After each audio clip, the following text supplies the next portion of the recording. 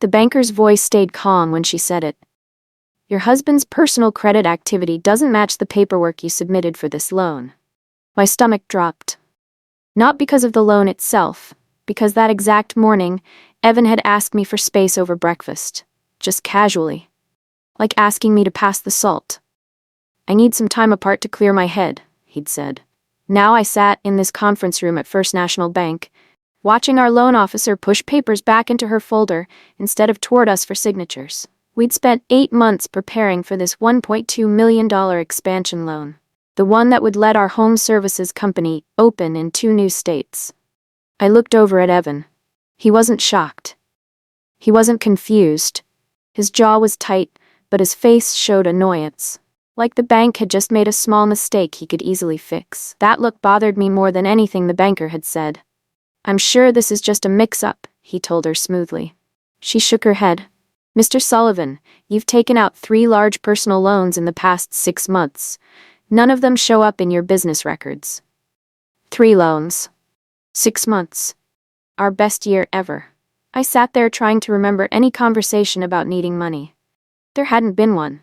The drive home took 20 minutes. Evan didn't say a word for the first 10. He just gripped the steering wheel and drove faster than normal. I watched the buildings blur past my window. Finally, he spoke. Those loans are my personal business. They don't affect the company. His voice had an edge to it, like I'd already accused him of something. The bank thinks they do, I said. He hit the steering wheel with his palm. Because they're looking at numbers without context. Then give me context, I said. He took a long breath through his nose. I knew if I told you about them, you'd blow it out of proportion. Make it a huge thing when it's not. That hurt. Not because it was mean, because he'd clearly been planning what to say if I found out. Evan, the bank stopped our expansion loan. That makes it a huge thing. His hands tightened on the wheel. Can we just focus on fixing the loan approval? We'll talk about everything else after. After. That word again. The same word from his request for space this morning. Everything important was being pushed to some mystery moment called after. After what? I asked. He wouldn't look at me. After things are settled. That night, Evan sat across from me at our kitchen table. He reached for my hand, which he only did when he wanted something. I've been feeling stuck, he said quietly, like I can't grow the way I need to. I pulled my hand back. What does that mean? He rubbed his face. I need to figure out who I am separate from us, from this company we built. The words sounded like something from a therapy book. Reasonable on the surface, but explaining nothing real. How does borrowing money in secret help you figure that out? I asked. His eyes darted away. It's complicated, but right now what matters is the expansion loan. Can we not dig into this until after the bank approves everything? There was that word again. After. Like he was running out the clock on something. No, I said. We're talking about it now. He stood up, his chair scraping against the floor. I'm asking you to trust me for 2 more weeks, just until the loan goes through. Then I'll explain everything. 2 weeks, I repeated. He nodded. That's all I'm asking. I wanted to push harder, but part of me was scared of what I'd find if I did. So I said okay. Biggest mistake I made. 2 days later, an email came from the bank. I opened it alone in my office. The subject line said Credit Summary, Sullivan Application. Inside was a list of 3 loans. First loan, $85,000 taken 5 months ago. Second loan, $120,000 taken 3 months ago. Third loan, $95,000 taken 6 weeks ago. Total, $300,000. I checked the dates against our company calendar. The first loan was taken the same week we signed our biggest contract ever. A property management company worth $400,000 a year. The second loan came right after we hit a revenue record. The third was taken after our accountant told us we had more cash in the bank than ever before. This wasn't emergency money. This was someone with a plan. Someone who borrowed money when things were good, not when they were desperate. I opened our joint checking account, looked for any deposits that matched these loan amounts. Nothing. Not $1 showed up in our shared money. Whatever Evan borrowed $300,000 for, he'd kept completely separate from our marriage. From our business. From me. My hands started shaking. Not from being upset, from understanding something I didn't want to understand. He'd been planning something big. and planning to hide it. When Evan got home, I had the email printed out. I put it on the counter between us. "What did you use this money for?" I kept my voice steady. He looked at the paper. For 5 seconds, he just stared at it. When he looked up, his face had changed. Not guilty, more like someone who'd been caught at something. "I needed to build something on my own," he said. "On my own." Those 3 words hit me hard. In 10 years of marriage, we'd never separated things like that. Everything was ours. Our company, our money, our decisions. But now there was a my own. "Build what?" I asked. He set his keys down slowly. "A project, something separate from what we do together." I felt my chest tighten. "You borrowed $300,000 for a secret project while we're trying to get a business loan." He crossed his arms. "They're not connected." "Then why hide it?" I asked. He was quiet for a long time. Then he just walked out of the room. That silence told me more than any explanation would have. He was hiding something big, and he still wasn't ready to tell me what. The next morning, Evan finally talked. We were standing in his home office, and he wouldn't look directly at me. "When we're in meetings, people turn to you," he said. "When employees have problems, they come to you. Investors ask about your systems." I stayed quiet. "I started this company," he continued, his voice getting harder. "It was my idea, my first risk. But somewhere along the way, I became the guy married to the person everyone actually listens to." The honesty surprised me. "So you feel overlooked," I said. "I feel invisible," he corrected. "Every success we have, people congratulate you. Every time we solve a problem, staff thank you. I'm just there." I'd never heard him say this before. "Why didn't you tell me you felt this way?" He laughed, but it wasn't a happy sound. "Because you'd try to fix it, give me more responsibilities or whatever, but that's not what I need." "What do you need?" I asked. He finally looked at me. "Something that's completely mine, where every win and every loss is because of me. Not us, just me." That stung more than I expected, because he wasn't wrong about some of it. I did handle most operations, but he'd never complained before. Never said he felt left behind. 3 days after that conversation, Evan explained his plan for separation. We sat in the living room with the TV off. Everything felt too quiet. "I need space to build my own thing while our expansion loan keeps this company stable," he said. The sentence sounded practiced, like he'd rehearsed it. "You want to separate while we're expanding the business?" I asked. "Temporarily," he said, "just until both companies are running smoothly." Both companies. He'd said it so casually. Like I already knew there were 2. "What second company?" I asked. His face went blank for half a second. "The project I mentioned. I'm starting my own service business." My heart started beating faster. "In the same industry?" He nodded. "But different markets, different approach. It won't compete with ours." That sounded wrong. "Then why do you need separation?" He leaned forward. "Because I need to prove I can do this alone, without you fixing everything. Without everyone comparing me to you. And you need our expansion loan to go through first," I said slowly. He hesitated just long enough for me to notice. "It helps keep our joint company healthy. Make sure you're okay financially while I'm focused on my new business." I stopped pushing for answers after that. I just started looking. Evan had changed his work habits over the past few months. He didn't take calls on speaker anymore, didn't leave his laptop open, didn't mention his schedule casually like he used to. I'd thought it was stress. Now I knew better. I logged into our company computer system. I'd built it, so I knew every corner. I started checking what files Evan had looked at recently. The list was strange.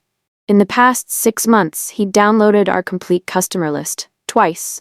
He'd pulled up every vendor contract we had, every employee's contact information, every pricing sheet.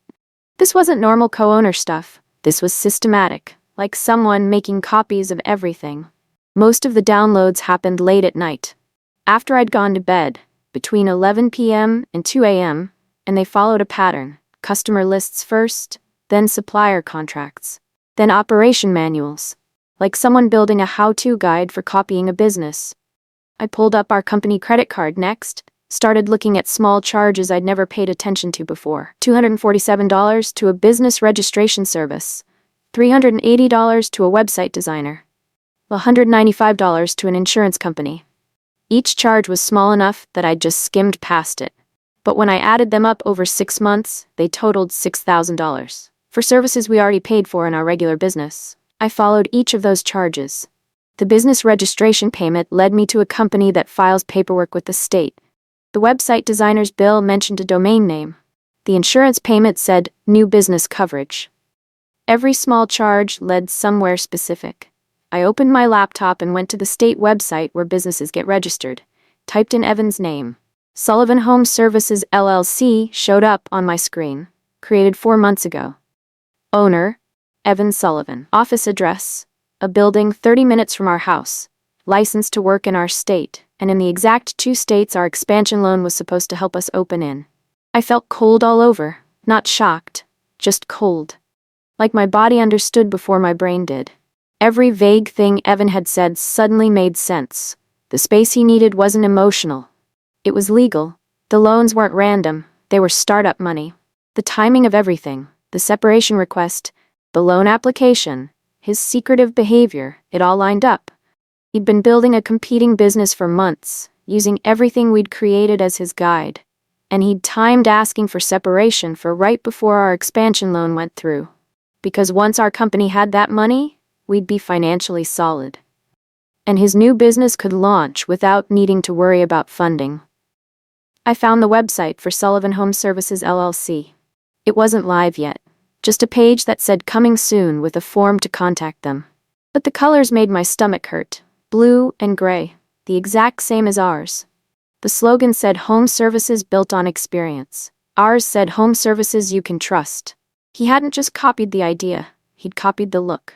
I dug deeper, found a business insurance policy in his name, coverage for the same type of work we do, same amount of coverage, same insurance company we use. Found vendor accounts opened at the same suppliers we work with, same negotiated prices we'd spent years earning.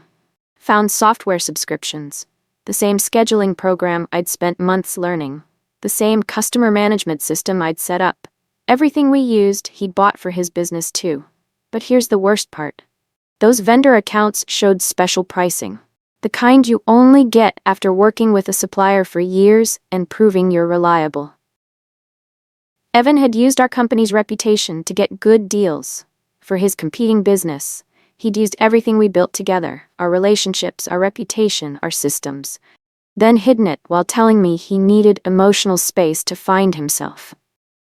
Then I found the customer pitch. It was in Evan's email. He'd accidentally sent it to an account we both could see.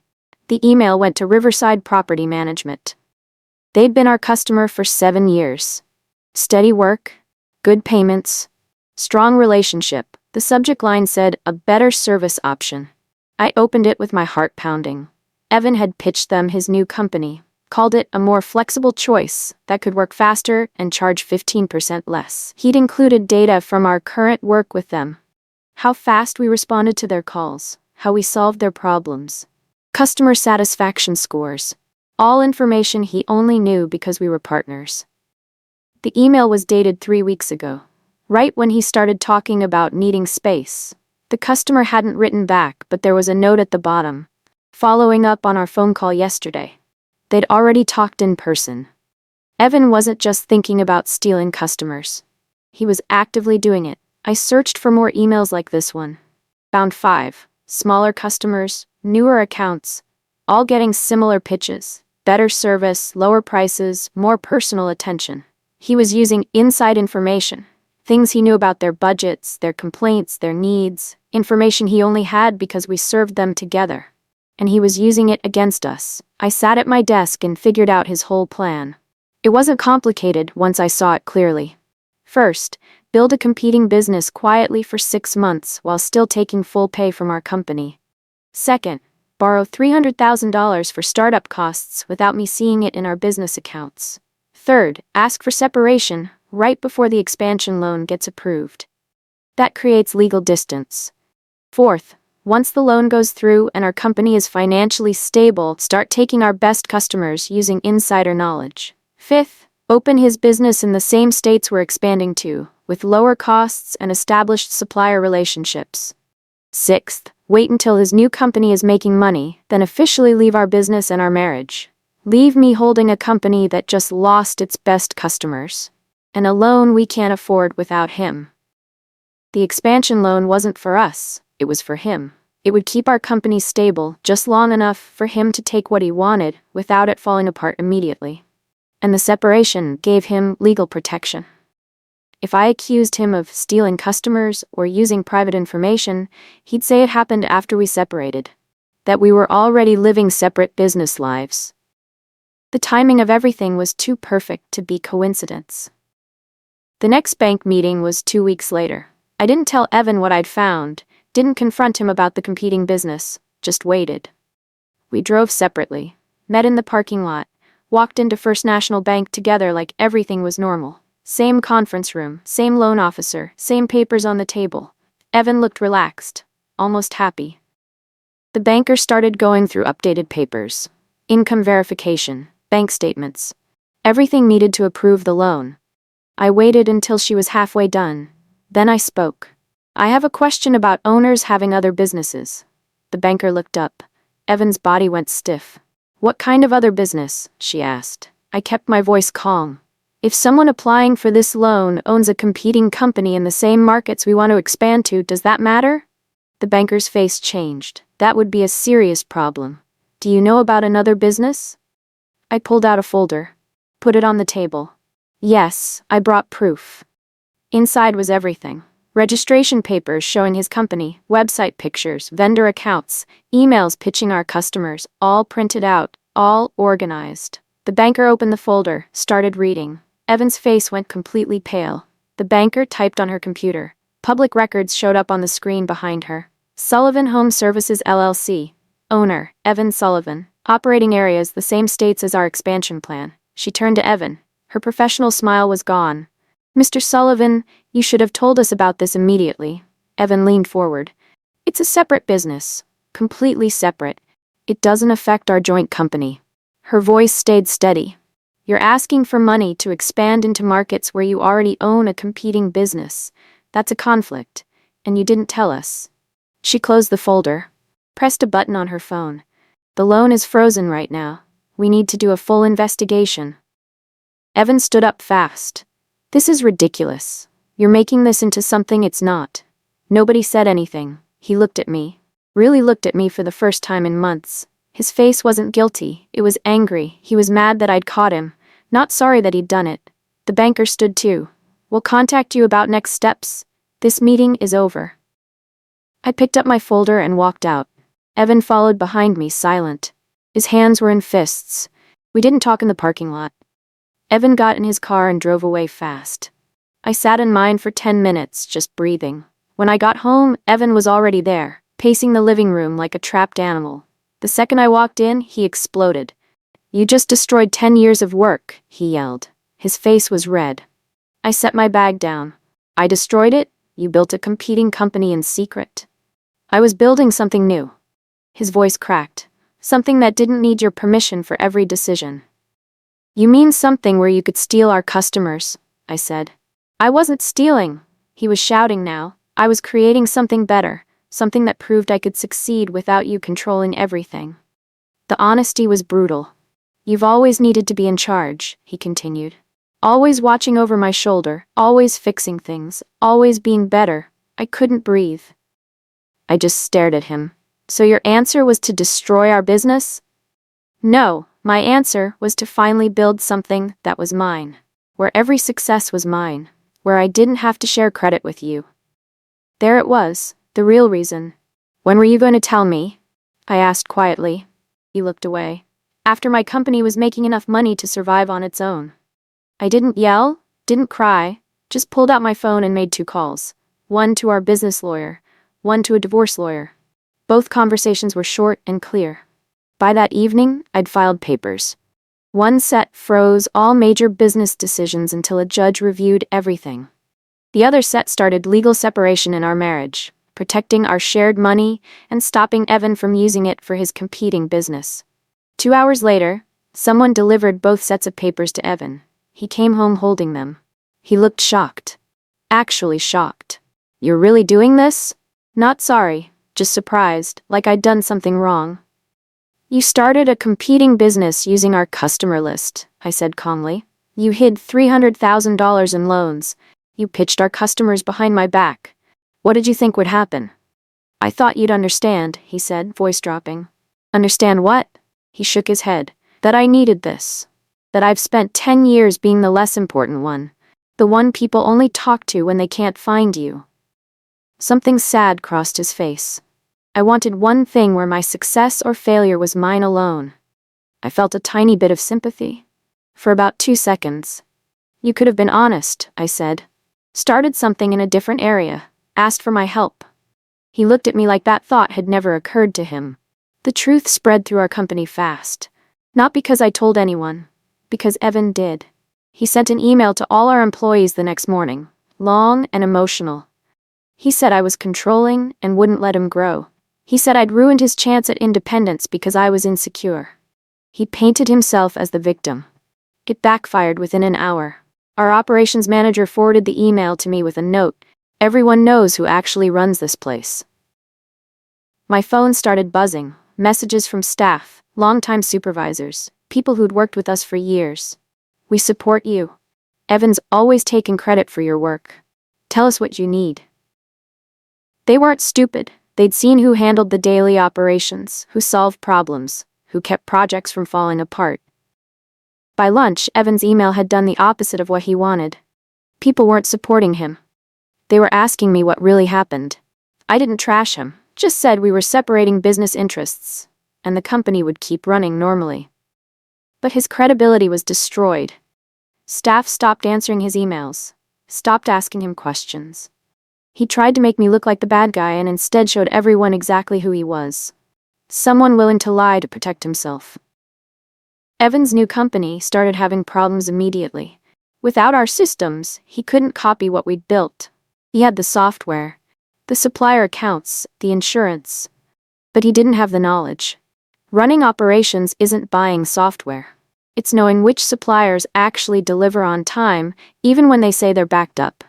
Which customers pay invoices late and need early reminders. Which employees handle stress, and which ones need extra support. It's thousands of small decisions built from years of watching and learning. Evan had copied the surface, but missed everything underneath. Within 3 weeks, his startup was losing money fast. Equipment showed up late because he didn't know which supplier to push harder. Customers complained about slow service because he hadn't built the scheduling system I'd spent 2 years perfecting. Employees he'd hired started quitting because he didn't know how to create a stable work environment. I didn't sabotage him, didn't need to. The business he'd tried to copy needed systems he couldn't see. The invisible knowledge I'd built wasn't in any software or manual. It was in my head. From experience, you can't copy that with $300,000 in anger. One customer he'd pitched called me. They'd signed with him initially, then canceled after 2 service failures. Can we come back to your company? They asked. I said yes. Word spread through our industry fast. Business communities aren't huge. People talk at conferences. Suppliers mention things to other customers. Clients share their experiences. Evan's name started coming up. But not positively. Unethical. Tried to compete with his own wife's company. Couldn't make it work alone. It wasn't gossip. It was business assessment. People in our industry judge patterns. The pattern Evan showed was clear. He'd tried to use insider knowledge to skip the hard work of building a business. When that failed, he couldn't maintain operations on skill alone. 3 customers he'd pitched called me directly. 2 asked if our company could take them back. 1 said they'd left his service after multiple problems. We thought he'd have your quality, a property manager told me. Turns out he was just copying your systems. Meanwhile, our original company stayed stable. Without Evan's distraction, without the loan complication, we focused on core work. Revenue held steady. Customers renewed contracts. Employees felt secure. I kept full control. Not through court fights, just through calm, legal, professional choices. People trusted me because I'd earned that trust. Within 2 months, everyone could see Evan's startup wouldn't last the year. My phone stayed quiet. No apology from him, no acknowledgement, just silence. 3 months after everything fell apart, Evan called. His voice sounded different, smaller. Can we meet, please? We met at a coffee shop, public, safe. He looked thinner, tired. The confidence he'd always had was gone. I was wrong, he said immediately. No build-up. I didn't make it easier, just waited. I thought I needed to prove something, he continued. That I wasn't just your plus one, but I went about it all wrong. He stared at his coffee cup. I should have talked to you from the start. Told you I felt overlooked, that I needed something of my own. The words sounded real. Maybe they were. What do you want, Evan? To come back, help fix what I broke. We could rebuild the company together, and I shook my head. No. His face fell. Laura, I know I messed up, but you don't regret what you did, I said quietly. You regret that it didn't work. He blinked. That's not fair. Isn't it? If your company had succeeded, if you'd taken enough of our customers, if you'd made it work, would you be here apologizing? The silence stretched out long and uncomfortable, and I had my answer. His face told me everything. You're not sorry you tried, I said. You're sorry you failed. The separation became final within 6 months. Clean. Professional. No courtroom drama. I kept control of the company. Evan got a settlement, fair but not generous. Our lawyer made it clear why. You tried to compete using private company information. That's breaking your legal duty as a partner. You're lucky to get anything. Evan signed without arguing. His competing business closed quietly that same month. The website went dark. The phone number stopped working. Emails bounced back. No announcement. Just gone. He moved to another state. Got a regular job with a contractor there. No ownership. No control. Just a normal position. I heard through people in the industry. I felt nothing. Not happy about it. Not sad. Just done. Our company stayed debt-free. We never took that expansion loan. Instead, we grew slowly, carefully. The next year, I brought in a new partner. Someone who valued working together. Who saw partnership as strength, not competition. Revenue grew 35% that first year with the new partner. Then another 28% the next year. We did eventually expand to new states, but we did it thoughtfully, with money we'd earned, not borrowed. Evan had wanted to prove he could build something alone. Instead, he proved why he'd needed partnership all along. A year after everything ended, I spoke at a business conference. My topic was growth strategies for service companies. Halfway through, I noticed someone in the back. Evan, he'd come to watch my presentation. I didn't stumble. Just kept talking about building systems that last, about the value of real knowledge over shortcuts, about why trying to skip the hard parts usually leads to failure. After the talk, he came up during the break. That was really good, he said quietly. I nodded. Thanks. I've been thinking about what you said.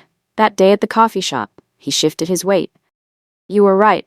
I didn't regret the plan. I regretted it didn't work. It was the first truly honest thing he'd said in over a year. I spent so long being angry that you were better at operations that I convinced myself you'd somehow stolen my success, he said. But you didn't steal anything. You built it, and I was too proud to see that your work was what made us successful. I listened without saying anything. I can't undo what I did, he continued, but I wanted you to know I finally get it now. We stood in awkward silence. Then I said the only thing that felt true. I hope things work out for you. People ask if I regret how things ended, if I wish I'd ignored the warning signs and just let the loan go through. Let Evan have his space and secrets. The answer is always no. Here's what I learned. You can't build anything real on hidden anger. Not a business, not a marriage, not a partnership. Evan wanted success without working with anyone. He wanted credit without acknowledging the team that made success possible. When you try to skip the hard parts, when you think being independent means doing everything alone, you end up with nothing that lasts. The separation he asked for gave me something unexpected. Clarity about who I wanted to work with. Freedom from someone who saw partnership as a problem instead of strength. And confidence that I could build something real with people who understood that success isn't about proving you don't need help. It's about choosing the right people to build with. My company kept growing. Different team, different energy, same commitment to doing good work.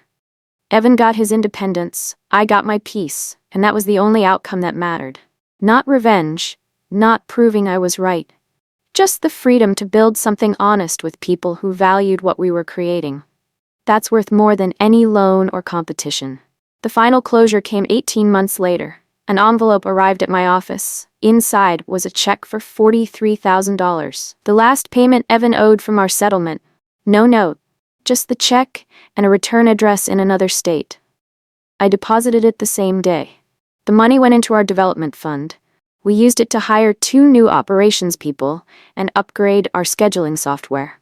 His final payment became an investment in the systems he'd never valued, the knowledge he'd resented, the infrastructure he'd tried to copy but couldn't understand. There was something perfect about that. I heard from a former colleague that he'd gotten engaged, someone from his new company. They'd met at a work training. I felt genuinely happy for him. Not because I missed him, but because maybe he'd finally found someone who didn't make him feel like he had something to prove. Maybe he'd learned that partnership wasn't about competition, that being good at different things was an advantage, not a problem. Or maybe he'd just found someone he didn't resent. Either way, it wasn't my business anymore. That chapter was closed, and I was okay with that. These days, everything feels clearer. I run the company with a partner who sees teamwork as strength. We disagree sometimes, but we disagree openly. No hidden anger, no secret plans, just honest conversations about where we're going. Last month, we opened in 2 new states, different markets from the original plan. Better opportunities. We paid for it with money we'd saved and a small loan we paid back in 6 months. No huge debt, no financial pressure, just steady, smart growth. Our employees are loyal, our customers trust us, our reputation is solid, not because we're perfect, because we're consistent and honest. I saw Evan one last time, total accident, at a trade show. He was there for his current employer, I was there as a speaker. We saw each other across the room. He nodded, I nodded back. That was it. No awkward talking, no forced politeness, just acknowledgement that we'd both moved on.